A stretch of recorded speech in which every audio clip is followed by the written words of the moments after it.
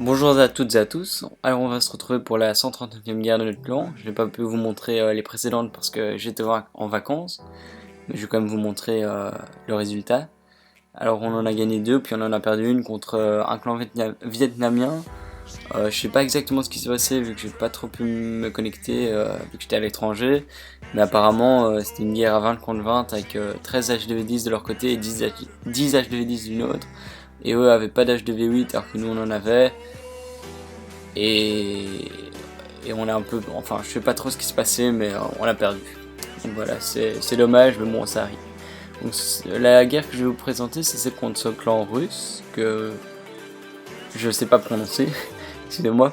Mais donc voilà, je vais vous montrer un peu, ils ont 125 guerres gagnées, donc comparé à nous qui en avons 107. Après leur description je comprends pas ce qu'il y a marqué dedans, mais sinon ils ont pas l'air trop mauvais. Ils ont un clan niveau 6, donc j'ai quand même montrer ce qu'ils ont fait à nos villages parce qu'ils ont quand même utilisé la plupart de leurs attaques. Voilà, donc quasi 2 étoiles sur tous les HDV10. Après il manque vraiment de 3 étoiles sur les HDV9. Et là on avait un HDV8 avec qui s'est pris 3 étoiles par un HDV9. Ça arrive, mais bon c'est. Voilà, donc nous on a mis 2 étoiles à tous leurs HDV10. Oui voilà, ils en avaient que 6. Les gens on avait un avantage vu que nous on en avait 8. Donc c'était quasi sûr qu'on allait gagner. Mais on a quand même mis 3 étoiles à quasi tout leur HDV9. Il en manquait 3. Franchement, ils avaient des villages pas top du tout. Donc faire des belles attaques là-dessus, c'est compliqué vu que les villages sont vraiment faciles et pas jolis. Donc je vais vous montrer 4 attaques quand même de l'autre côté. En commençant par celle de Sparte 2.0. Donc lui, il attaque avec au cochon. Donc là, il ouvre le mur pour pouvoir faire en sorte que son golem aille vers le propulseur d'air tantôt. Il enlève le château de clan avec un peu de barbares, etc. Il va mettre son sort de poison pour tuer déjà les sorciers et quelques archers. Alors ensuite, il va attirer le dragon et les 2-3 petits squelettes qui sont là tout en haut en mettant son golem. Il va mettre des sorciers pour déblayer derrière. Voilà. Il attaque du côté de la reine, là où il y a beaucoup de trous.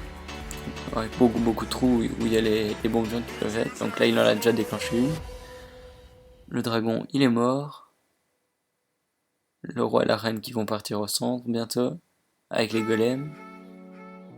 Et là il commence déjà à mettre les cochons sur le côté. Enfin il met quelques cochons par défense. Il n'y a pas de double bombe dans ce village. Franchement il est pas dur.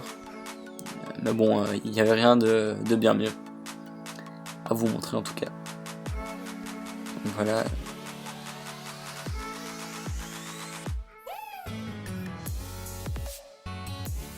Il n'y avait quasi aucune chance qu'il fait. Vu qu'il n'y avait pas de double bombe géante, il a encore plein de cochons. Et voilà, donc je vais accélérer vu que ça n'a aucun intérêt.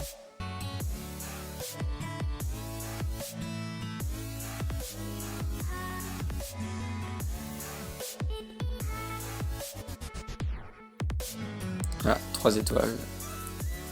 Ensuite, je vais vous montrer une attaque de la part de Gaëtan.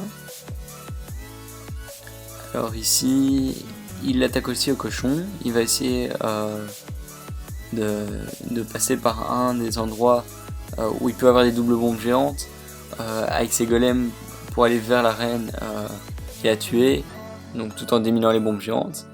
C'était une attaque de clean-up. Enfin, je trouve pas le mot en français, désolé. Mais donc, il savait où étaient les bombes géantes. Et donc, il va exploser ce village. Bon, après, il est pas très dur, il est pas maxé, le design est pas top non plus. Mais bon, comme je vous l'ai dit, ces Russes, ils étaient pas très bons. Donc, il a un peu raté son poison, mais c'est pas bien grave, vu que ça aurait quand même pas tué les Valkyries. Ça aurait tué les 2-3 archers qu'il y avait dedans, mais c'était pas une très grande menace. Donc là il commence déjà avec ses cochons. Son roi pour tuer la reine. Il l'a eu tout juste, mais sinon la reine l'aurait eu de toute façon, donc pas trop grave. Il renforce avec des petits cochons là de ce côté-là. Il va mettre son dernier sort de soin ici, là où il y a les deux doubles bombes géantes. Enfin, la double bombe géante, l'une à côté de l'autre. Voilà, il a encore des cochons partout. Il a encore un sort de soin qui va pas tarder à mettre. Même s'il n'y avait plus de bombes géantes qui n'étaient pas tout à fait nécessaires, c'était toujours mieux parce qu'il y a les petits squelettes qui étaient en train de poursuivre ces cochons. Voilà, il a mis des sorciers pour clean ce côté-là du village afin d'arriver à 100% plus rapidement. Et voilà, donc là c'est juste les cochons qui vont détruire les derniers bâtiments. Et ce sera 100%. Ouais, désolé pour les gameplays qui sont pas super beaux, mais leur village était vraiment pas top. Donc voilà, j'ai rien d'autre à vous proposer.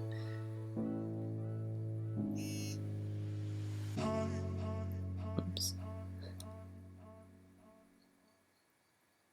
Donc là j'ai une attaque de Clash of Clans.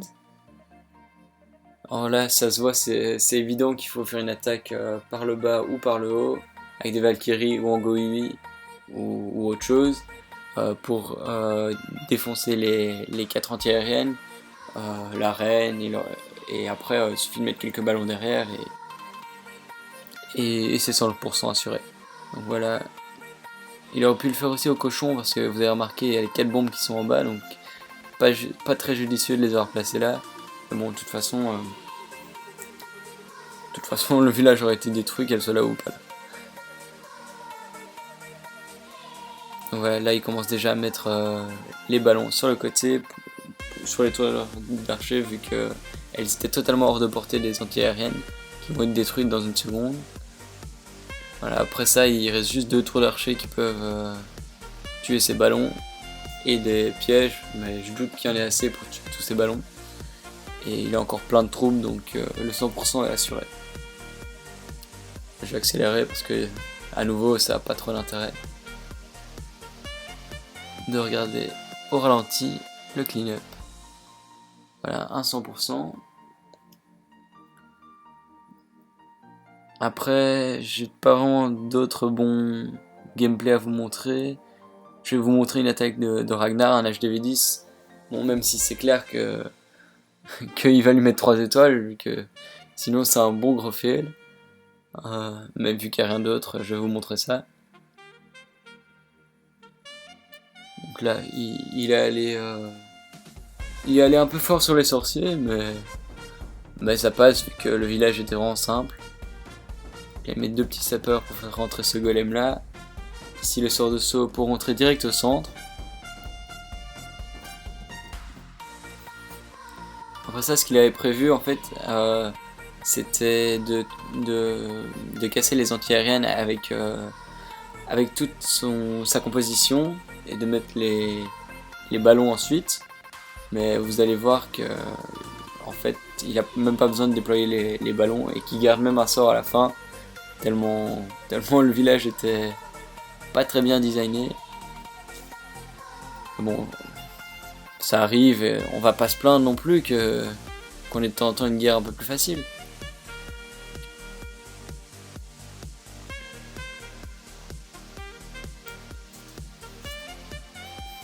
Je sais pas s'il va mettre le gobelin. Ah ouais, là en haut. Ça va rien non plus, c'était plus pour faire joli qu'autre chose. Ah, donc je vais accélérer à nouveau.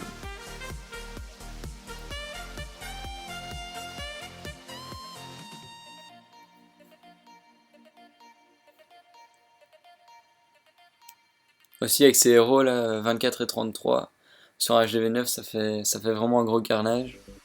Donc c'est vraiment facile. J'ai rien d'autre à dire. Alors, je vais pas vous montrer les attaques sur HDV10 parce que c'est que des 2 étoiles. Et je vais vous montrer leur attaque héroïque, en passant par les statistiques bien sûr. Bon voilà, on a de nouveau perdu 5 attaques, E6. On a fait 11 3 étoiles et E1, sinon on n'a pas laissé les 1 étoile sur la table. Je vais vous montrer leur attaque héroïque. Donc, qui est sur Snatcher. Qui est pas encore maxé, ça fait je crois 1 ou 2 mois qu'il est passé à HDV10.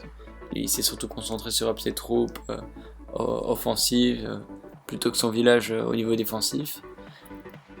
Ce qui est bien. Donc là, il galère un petit peu avec les sapeurs.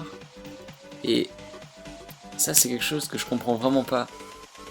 Pourquoi il met ce sort de saut tout à fait en dehors.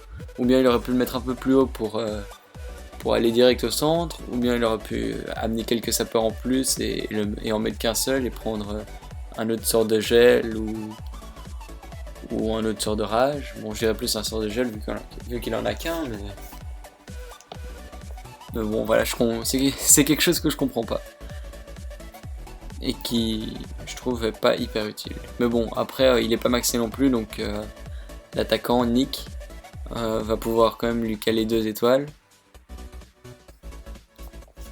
Je crois qu'il va même arriver à une 60aine de pourcentage.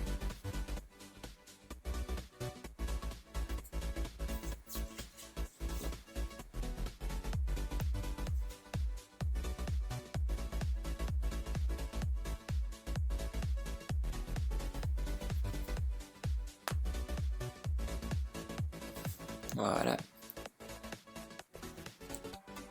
Alors, 70% ou 70% pour les Français, vraiment pas mal. Bon donc voilà, je vous remontre encore vite fait leurs stats. J'ai pas grand chose à dire sur cette guerre, elle était vraiment facile et j'espère vous revoir pour la prochaine vidéo. Je vous présenterai une guerre contre Olympus Warfare qui est vraiment beaucoup plus intéressante, sachant que c'est je vais essayer de pas dire de bêtises, mais je pense que c'est le premier clan mexicain au niveau des guerres. Ils en avaient 182 de gagnés. Donc je vais vite vous montrer à quoi ils ressemblent ici. Donc 182, voilà, c'est ce que je disais. Mais bon, je vous montrerai ça à la prochaine vidéo. À la prochaine, au revoir.